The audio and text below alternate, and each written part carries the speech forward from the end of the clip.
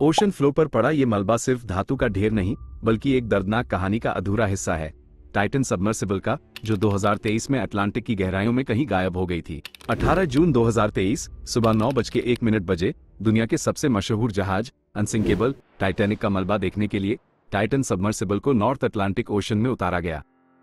इसमें बैठे 5 लोगों के लिए यह एक अविश्वसनीय और रोमांचक सफर होने वाला था, क्योंकि वे अपनी आंखों से 3800 मीटर की गहराई में टाइटैनिक शिपरेक को पहली बार देखने वाले थे, और आखिरी बार भी। तकरीबन 1.5 घंटे के बाद टाइटन से संपर्क टूट जाता है। टाइटन के साथ क्या हुआ? उसमें बैठे पैसेंजर्स जिंदा भी हैं या नहीं? अगले 2 दिन तक दुनिया भर में सिर्फ यही चर्चे चलते रहे। बड़े पैमाने पर सर्च ऑपरेशन चला, हर कोई एक चमत्कार की उम्मीद कर रहा था। 2 दिनों तक सर्च ऑपरेशन चलने के बाद आखिरकार एक बेहद दुखद खबर आती है। सर्च टीम को टाइटन के कुछ बिखरे हुए पार्ट्स मिलते हैं, जो इस बात का दर्दनाक सबूत थे कि सबमर्सिबल में कोई भी जिंदा नहीं बचा। टाइटन सबमर्सिबल हादसे के 1.5 साल बाद अब पहली बार नई और ऑफिशियल डिटेल्स सामने आई हैं। यूएस कोस्ट गार्ड्स ने अपनी इन्वेस्टिगेशन के बाद टाइटन और ऊपर खड़ी मदरशिप पोलर प्रिंस के बीच होने वाली बातचीत को पब्लिक कर दिया है। आज हम जानेंगे ओशन की गहराई से टाइटन की मदरशिप के साथ क्या क्या बातें होती रहीं, टाइटैनिक शिपरेक के पास पहुंचकर उनको क्या कुछ नजर आया, और सिग्नल टूटने से पहले मदरशिप को कौन सा आखिरी मैसेज रिसीव हुआ था। यूएस कोस्ट गार्ड्स ने टाइटन के आधे हल की वीडियो रिलीज की है, जिसको ओशन फ्लो पर 3775 मीटर की गहराई में अकेले बेजान देखा जा सकता है। ये सबमर्सिबल का पिछला हिस्सा मालूम होता है, जिसका मतलब है कि फटने वाला असल में अगला हिस्सा था, जहां 5 पैसेंजर्स भी बैठे थे।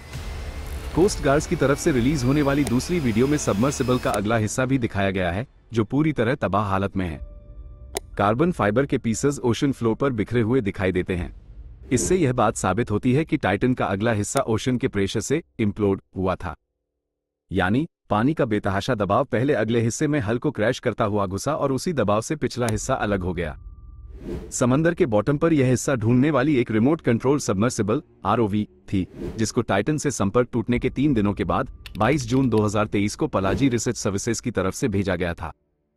हैरतअंगेज बात तो यह है कि जो टाइटैनिक का मलबा देखने गई थी, उसका खुद का मलबा टाइटैनिक से सिर्फ 1600 फीट के फासले पर पड़ा हुआ मिला।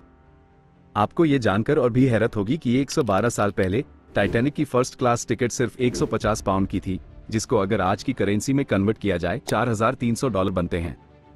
और उसी टाइटैनिक का मलबा देखने के लिए टाइटन में मौजूद पैसेंजर्स ने $250,000 की टिकट खरीदी थी। ये कीमत का एक चौंकाने वाला अंतर है। टाइटन जब अटलांटिक ओशन की अंधेरी गहराइयों में जा रही थी, तो उसका 1.5 घंटे तक ऊपर खड़ी मदरशिप पोलर प्रिंस के साथ राब्ता संपर्क बरकरार था। टाइटन सबमर्सिबल में कुल 5 लोग मौजूद थे। इनमें दुबई के जाने माने बिजनेसमैन और एडवेंचर स्पोर्ट्स के शौकीन हमेश हॉर्डिंग, पाकिस्तानी फैमिली के 2 मेंबर्स शहजादा दाऊद और उनके बेटे सुलेमान दाऊद भी शामिल थे। क्रू मेंबर्स में टाइटन को चलाने वाले और ओशन गेट के मालिक स्टॉकटन रश खुद मौजूद थे। और आखिर में टाइटैनिक शिपरेक के मशहूर एक्सपर्ट, जिन्होंने दर्जनों बार आरएमएस टाइटैनिक के मलबे को पहले भी विजिट किया था, 77 साला पॉल हेनरी नर्जियोले थे। इस एक्सीडेंट के बाद सब यही जानना चाहते थे कि समंदर के बॉटम पर आखिर ऐसा क्या हुआ जिसकी वजह से टाइटन इम्प्लोड हुई थी। जिस वक्त टाइटन का कांटेक्ट टूटा था, उस वक्त यूएस नेवी के अंडरवाटर राडार्स ने समंदर में एक अजीब आवाज डिटेक्ट की, जो एक अननेचुरल आवाज थी। इस आवाज को लेकर भी काफी चिंता थी कि आखिर यह आवाज किस चीज की है। क्या कहीं टाइटन पर किसी समुद्री मखलूक, समुद्री जीव ने हमला किया है, या फिर यह किसी किस्म का एसओएस सिग्नल था? अभी यह मामला चल ही रहा था।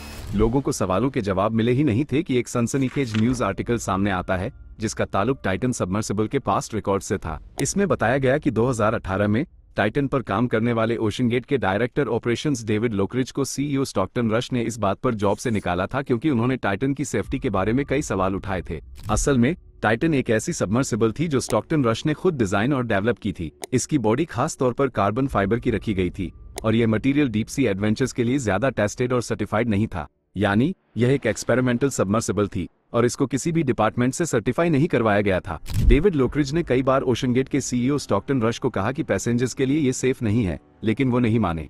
फाइनली जब उनको जॉब से निकाल दिया गया, तो डेविड ने 2018 में एक इंजीनियरिंग रिपोर्ट पब्लिश की, जिसमें बताया गया कि कैसे एक कार्बन फाइबर का हल सबमर्सिबल के लिए 4000 मीटर की गहराई में सेफ नहीं हो सकता। इस बात पर ओशन गेट के सीईओ और डेविड की कोर्ट में लड़ाई भी चलती रही, जिसका टाइटन के हादसे के वक्त भी फैसला नहीं आया था। हादसे के बाद जब ये रिपोर्ट मंजरे आम पर आई तो इसने टाइटन की बिल्ड पर कई सवाल खड़े कर दिए कि जब सबमर्सिबल थी ही एक्सपेरिमेंटल फेज में, तो इसको अंडरवाटर टूरिज्म के लिए कैसे इस्तेमाल किया गया। क्या यूएसए में कोई ऐसी बॉडी नहीं थी जो ऐसे एडवेंचर को कंट्रोल करती हो। इसी दौरान ओशन गेट पर एक और मुसीबत खड़ी हो गई। टाइटन में मौजूद क्रू मेंबर पॉल हेनरी नर्जियोले, जो कि टाइटैनिक शिपरेक के एक्सपर्ट भी थे, उनकी फैमिली ने ओशन गेट को $100 मिलियन के लिए मुकदमा कर दिया। उनका कहना था कि पॉल ने टाइटैनिक के मलबे को दुनिया में सबसे ज्यादा 37 टाइम्स लाइव देखा है और शायद ही दुनिया में कोई ऐसा शख्स हो जिसको मशहूर जमाना टाइटैनिक शिपरेक के बारे में इतनी नॉलेज हो। लॉ सूट में बताया गया कि ओशन गेट ने अपनी पास्ट में हुई गलतियों को पब्लिक से छुपाया, जिसकी वजह से उन्होंने अपने फैमिली मेंबर को खो दिया है।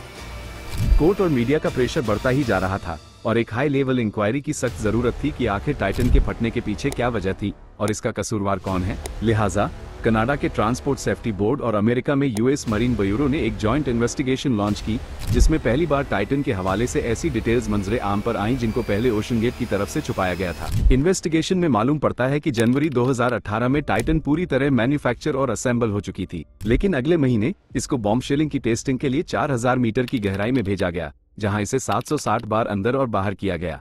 हर बार प्रेशर टेस्टिंग के बाद इसके कार्बन फाइबर हल में छोटे छोटे क्रैक्स आ जाते थे, जिनको रिपेयर किया जाता था। इस वाक्य के बाद भी टाइटन ने 4200 मीटर की डेप्थ को कामयाबी के साथ टच किया, जहां समंदर का प्रेशर 6154 psi होता है, यानी सिर्फ एक स्क्वायर इंच पर 6154 पाउंड्स या फिर एक लेक्सस गाड़ी जितना वजन। जब टाइटन 4200 मीटर की गहराई का टेस्ट भी पास कर गई तो सबको लगा कि कार्बन फाइबर का हल सेफ है, लेकिन इन्वेस्टिगेशन में लिखा गया कि इंडस्ट्री स्टैंडर्ड्स के हिसाब से सबमर्सिबल को मैक्सिमम जितनी भी गहराई तक जाना होता है उससे 1.25 टाइम्स ज्यादा गहराई में जाकर इसकी टेस्टिंग करना लाजमी होता है। यानी अगर टाइटैनिक शिपरेक 3800 मीटर नीचे है तो इसकी टेस्टिंग कम से कम भी 4750 मीटर तक करनी चाहिए थी, जिसको परफॉर्म नहीं किया गया था। न सिर्फ इतना, बल्कि 2019 में पायलट ने टाइटन के अंदरूनी हिस्से में कार्बन फाइबर हल में एक क्रैक आइडेंटिफाई किया, जिसको जानबूझकर इग्नोर कर दिया गया।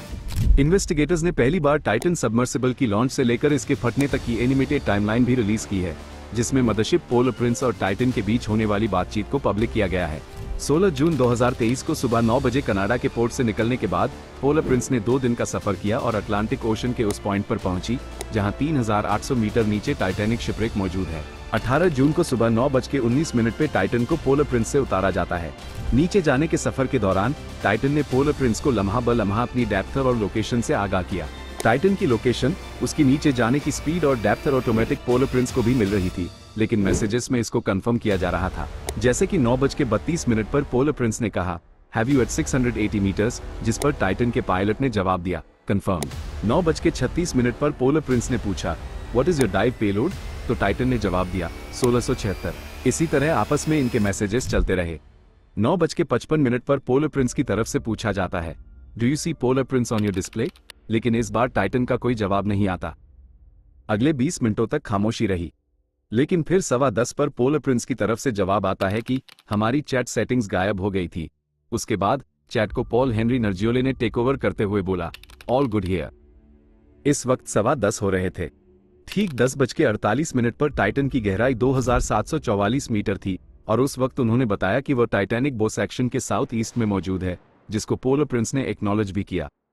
10:41 पर पोलर प्रिंस ने कहा कि जब आप निस्किन बॉटल डिप्लॉय करें तो डेप्थर और लोकेशन जरूर बताएं, जिस पर टाइटन ने कहा कि निस्किन बॉटल नहीं है।